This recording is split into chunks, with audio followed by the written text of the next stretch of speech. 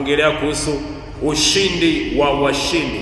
Fungua pamoja nami kitabu kile cha Warumi 8 na mstari wake ule wa 37, lakini tutasoma tu kuanzia Warumi 8:31. Basi tuseme nini juu ya hayo? Mungu akiwa upande wetu, ni nani aliye juu yetu? Unaanza kuona sifa za washindi wa washindi. Mungu akiwa upande wetu, ni nani aliye juu yetu? Yeye asemwachilia mwanawe, mwana wake mwenyewe, bali alimtoa kwa ajili yetu sisi sote, atakosaje kutukirimia na mambo yote pamoja naye? Ni nani atakaye washtaki wateule wa Mungu? Hilo ni swali. Ni nani atakaye washtaki wateule wa Mungu? Mungu ndiye mwenye kuhesabia haki. Ni nani atakaye wahukumia adhabu? Kristo Yesu ndiye aliyekufa, na zaidi ya hayo amefufuka katika wafu, yuko mkono wa kuume wa Mungu, tena ndiye anayetuombea. Umeona hizo sifa za washindi, za ushindi wa washindi. Bwana Yesu asifiwe. Na ule mstari unaofuata, ni nani atakaye washtaki wateule wa Mungu? Mungu ndiye mwenye kutuhesabia haki. Ni nani atakaye wahukumia adhabu? Kristo ndiye aliyekufa, na zaidi ya hayo amefufuka katika wafu, naye yuko mkono wa kuume wa Mungu, tena ndiye anayetuombea. Mstari wa 35, ni nani atakayetutenga na upendo wa Kristo?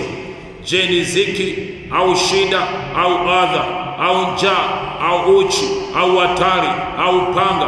Kama ilivyoandikwa ya kwamba kwa ajili yako tunauawa mchana kutwa, tumehesabiwa kuwa kama kondoo wa kuchinjwa.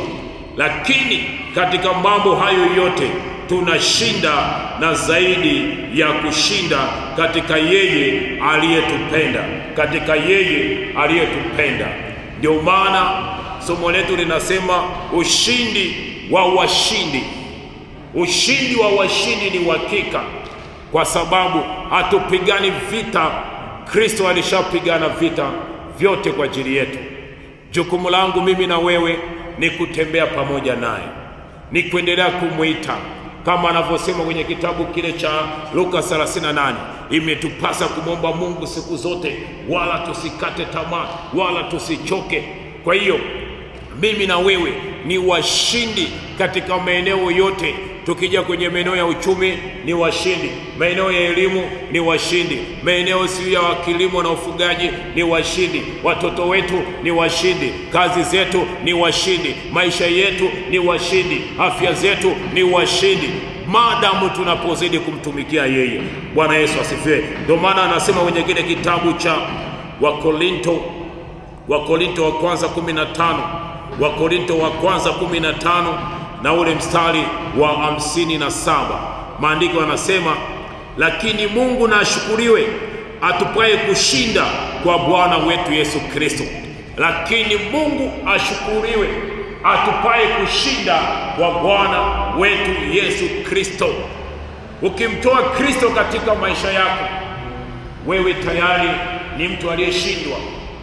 Ukilitoa neno la Mungu ndani ya maisha yako, maana yake umeshashindwa. Ukitoa maombi ndani ya maisha yako, maana yake umeshindwa. Na ndio maana Paulo anasema, na Mungu ashukuriwe, na Bwana wetu Yesu Kristo ashukuriwe, aliyetustahilisha kushinda, atupaye kushinda katika mambo yote. Na huo ushindi unakuja kupitia wewe na mimi kwa njia ya imani. Bwana Yesu asifiwe. Kwa hiyo imani ni njia kubwa sana ambayo inakupeleka katika ushindi wa uhakika. Waraka wa kwanza wa Yohana 5, maandiko yanasema, waraka wa kwanza wa Yohana sura ile ya 5 na mstari wake ule wa 4 na wa 5. Waraka wa kwanza Fungua pamoja nami waraka wa kwanza wa Yohana 4:5. Maandiko yanasema, maana kila kilichozaliwa na Mungu ushinda ulimwengu, na huko ndiko kushindako ulimwengu, hiyo imani yenu. Kwa hiyo kila aliyeokolewa kwa damu ya Yesu, jina lake ni mshindi. Haijalishi yale unayopitia sasa hivi, wewe jina lako ni mshindi. Haijalishi mazingira ulionayo leo, jina lako ni mshindi. Haijalishi ukoo wenu umetoa wasomi wangapi, historia ya ukoo wenu, wewe ni mshindi. Haijalishi afya yako ya leo, wewe ni mshindi. Haijalishi mapito ambayo unayapitia, wewe ni mshindi. Na kila kilichozaliwa na Mungu, naamini ya kwamba mimi na wewe tumezaliwa na Mungu, na njia pekee ambayo inatupa ushindi ni imani yangu katika Kristo. Ni imani yangu katika Kristo, ni imani yako ndani ya Kristo ndio ambayo inakuhakikishia ushindi, kwamba katika mambo yote. Kwa hiyo shetani asikuhubirie kwamba hili linawezekana, hili haliwezekani. Unaweza kumwomba Mungu kwa hili, lakini kwa hili hapa tumia akili yako. Waswahili wakasema, akili ya kuambiwa changanya na ya kwako. Lakini mimi sikuambia hivyo, kwamba yeyote anayelijua neno la Mungu ukichanganya na imani yako, ushindi ni uhakika. Imani ndani yako inakuhakikishia ushindi, na ndio maana Mungu na ashukuriwe, yeye atupaye kushinda katika maeneo yote. Je, ni kitu gani? Paulo anasema, andiko tumelisoma katika Warumi 8. Je, ni kitu gani ambacho kitanitenga na upendo wa Mungu? Je, ni njaa? Je, ni ziki? Je, ni uzia? Je, ni uchi? Anasema hakuna kitu cha kunitenga na upendo wa Mungu. Kwa sababu gani? Katika yeye tunashinda zaidi ya kushinda. Kwa hiyo kuna ushindi ndani ya ushindi. Kwa sababu Yesu Kristo alishinda, basi na sisi tunashinda ndani yake. Ule mstari wa 5 waraka wa Yohana wa kwanza 5:5, maandiko yanasema ya kwamba mwenye kuushinda ulimwengu ni nani? Isipokuwa ni yeye aaminie ya kwamba Yesu Kristo ni mwana wa Mungu. Mwenye kushinda magonjwa ni nani?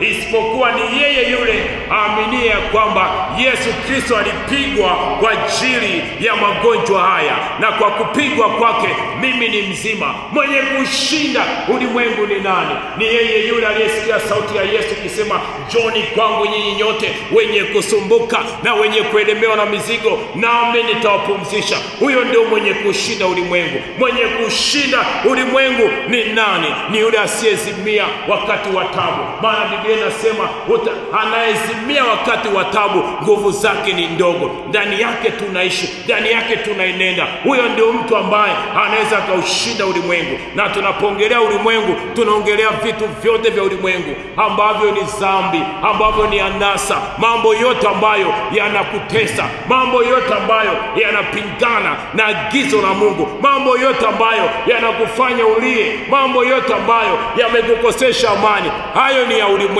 Huenda ni magonjwa, huenda ni utasa, huenda ni mateso, huenda ni watoto wanakuliza, huenda ni watoto walevi, huenda ni watoto ambao ni machamudoa wanakuliza. Lakini mwenye kushinda ulimwengu ni nani? Ni yeye huyo aaminia kwamba Yesu Kristo alikufa kwa ajili yetu, alikufa kwa ajili ya watoto wangu, alikufa kwa ajili ya ndoa yangu, alikufa kwa ajili yetu, na akasema kwamba njooni kwangu nyinyi nyote, na amesema jifungeni nila yangu, maana nila yangu ni laini na nyepesi.